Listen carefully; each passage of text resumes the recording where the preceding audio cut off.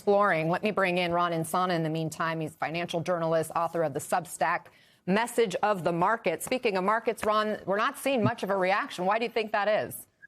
Well, we're seeing a lot of volatility this morning, Anna, for a wide variety of reasons. Like the Supreme Court decision itself, we have a multiplicity of headlines that are affecting financial markets. Not only this decision and its attendant implications, but also we had slower than expected fourth quarter economic growth. GDP expanded at a 1.4% annual rate that was knocked down by the government shutdown. It would have been a little bit stronger had that not occurred. An inflation data item that came out this morning was also higher than expected. So you have this real kind of whipsaw activity going on in the stock market, less so in other markets. And then now there's this kind of, as Lisa and your other guests are having to do, reading through the fine print of the Supreme Court decision to determine what happens next. Will the administration use Section 232 or Section 301 tariffs that are used either for national security reasons or for harm to the economy? Will they replace the IEEPA tariffs with those, which, by the way, are more temporary and less severe than the IEEPA tariffs? Will the government have to refund money to individual businesses as a consequence?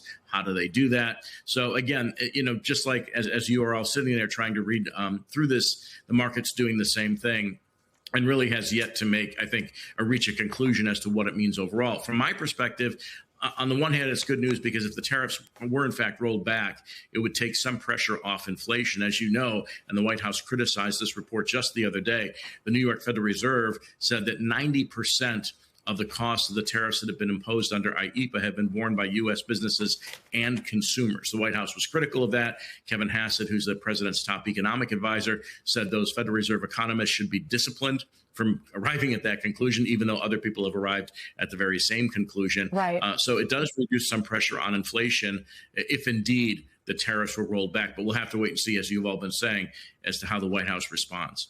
I mean, let me underscore what you just said, and that is this most recent report that came out within the last week from the New York Fed saying 90% of the tariffs that have been imposed here have been paid for by consumers and businesses here in the U.S.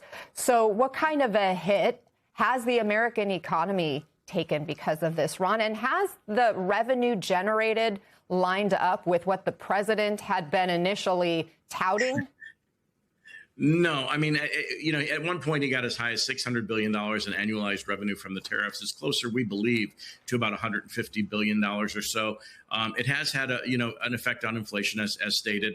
It's also had, to a certain extent, a depressive impact on growth. And it's also rerouted trade around the world as our trading partners are making new deals because of the, let's call it, unfriendly nature of these impositions, that we've seen, Canada reach out to China. We've seen Europe reach out to China.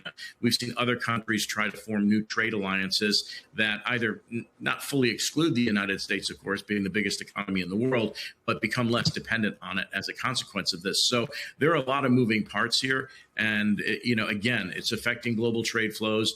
Imports for much of the year were down. Exports weren't up all that much from the United States, as we don't have a lot of buyers. In fact, the exports that we saw increase that we saw, I should say, largely was the result of us sending gold overseas. And the trade deficit itself, which the president said would shrink dramatically just the other day, said it was down 78%. It went from $903 billion to $901 billion in 2025. It was down 0.002%.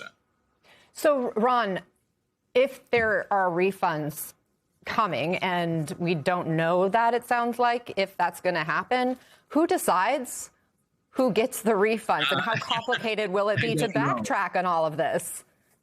I think it's probably, it will have to play through the courts a little bit because there is no real previously designated entity that would make a decision. Now, obviously, the U.S. Customs Service, collects the tariffs and then distributes those to the Treasury. Not quite sure what the mechanism would be. And I think companies would have to deal with this, and so would the government, on a case-by-case basis. How much of the tariff did they pay? How much did consumers pay? What are they entitled to in terms of refunds relative to what's been imposed? And do they fall under the IEEPA statutes, or were some of the tariffs that have been implemented through other means going to be excluded from that pot of money? So there's really a lot to comb through here. And it's very difficult to say exactly how this will be adjudicated and how ultimately companies will be benefiting from this or get refunds from this.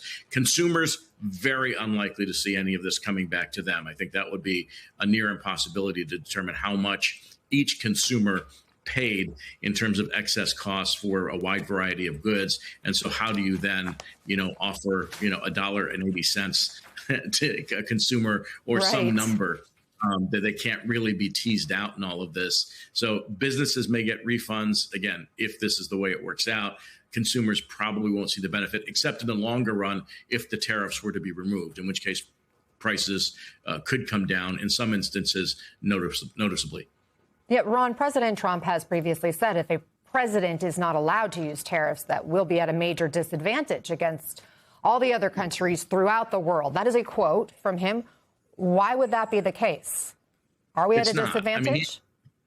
No, not in the least. I mean, the president certainly does have tariff powers under Section 232, again, which affects specific industries, under Section 301, which is national security. I may have confused those two. But the president can impose tariffs for, in some instances, limited period of time, 150 days, for instance, and put those tariffs on in order to address issues, again, that are either focused on national security or that threaten the viability of certain critical industries in the United States.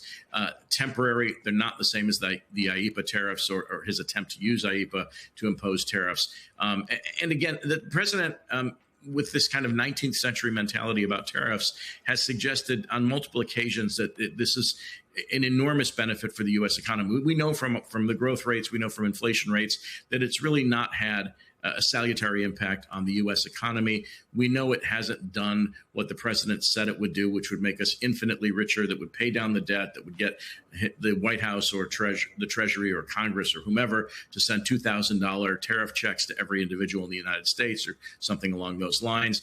It just simply doesn't achieve those goals. And quite frankly, the economy was doing better without them. So he has, on many occasions, overstated the impact of tariffs on the economy as being a massive benefit to them. Again, citing the period from between 1870 to 1913, in which there was no income tax, and our revenues to the federal government largely consisted of tariffs, excise taxes, and sales taxes and the like. So, again, he's created a narrative that's just not supported by the data. And were the tariffs to be taken off, they would actually benefit the economy more than destroy it, as the president also has claimed. There was this report, data released by the Census Bureau just this week, that showed we had the largest trade deficit in goods, hitting a record high in the past year. And that is even when you had all of these tariffs in effect. So that just goes to show, when the president argues that as the reason for bringing this national emergency was the trade deficit, the tariffs did not actually reverse that